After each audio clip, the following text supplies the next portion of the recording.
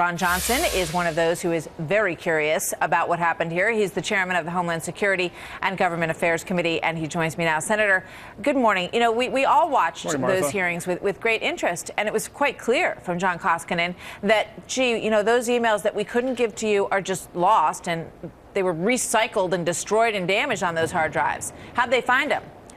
Well, you know, the commissioner said they went to great lengths and extraordinary efforts to find these. And the way they found these emails is they went to the backup tapes. But the IRS didn't go to the backup tapes. The Inspector General seized the backup tapes in June of 2014. And of course, they reported last November that they thought they found about 30,000 of Lois Lerner's emails. Now, upon further investigations, about 80,000. Now, a lot of those will be duplicate tapes. So we're figuring probably about 16,000 original emails from Lois Lerner. And what you really have to do, Martha, you got to look at a timeline of this entire scandal. You know, the whole IRS targeting began in about February of 2010, right before the election. And of course, it was meant to silence critics of the president. It was meant to shut down donations to some of these outside groups. And the missing emails, of course, blanket that. From January 2009 to about April 2011, when the plot was being hatched, when the plot was being implemented. And, you know, just 20 days after Congressman Jim Jordan started asking questions, that's when Lois Lerner's disk drive crashed.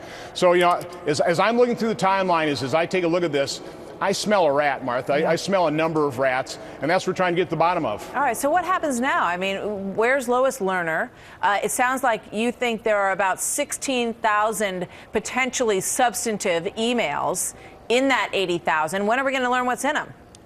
Yeah, we're not sure what's going to be in those. We have to first get those. The Inspector General is still going through there and making sure exactly what he's got. You know, there'll be a number of committees of jurisdiction reviewing those emails. We'll probably be working cooperatively together. But what we have to do is we have to piece together this plot. This administration has been completely opaque. But, you know, that's one question. Who was communicating with Lois Lerner? What emails were exchanged with the White House or the Treasury Department? I mean, there are so many unanswered questions, and that's what we're just trying to get to the bottom of. Yeah, what about John Koskinen? What's his response to the fact that he, under oath in that hearing, said that they had gone to great lengths, as you said, and made extraordinary efforts to find those lost emails, and then the IG gets his hands on them without, it seems like, too much trouble? Well, it's almost the Alfred E. Newman excuse. What, me worry? I mean, the fact of the matter is John Koskinen said they went to these extraordinary efforts to find these things.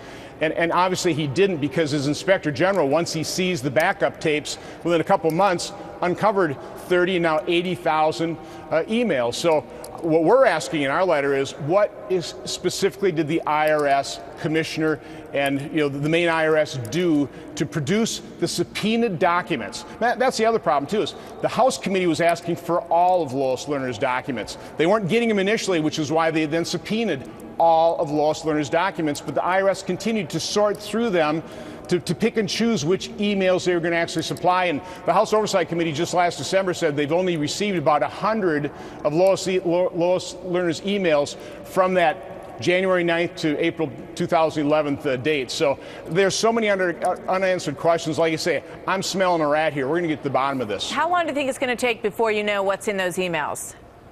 Well, it'll take us a couple months, I'm sure. We've got to get them from the Inspector General, and 16,000 or actually 80,000. But again, they'll pare those down to the unique emails. 16,000 emails are going to be, it's a lot to go through. But again, we'll be able to sort through those. We'll be looking for keywords, and hopefully we can get to the bottom of this in the next couple months. Yeah. All right. We need to. Obviously, those documents were subpoenaed, and they should have been produced far prior to this. Senator Ron Johnson, thank you very much. Have a great day. You too.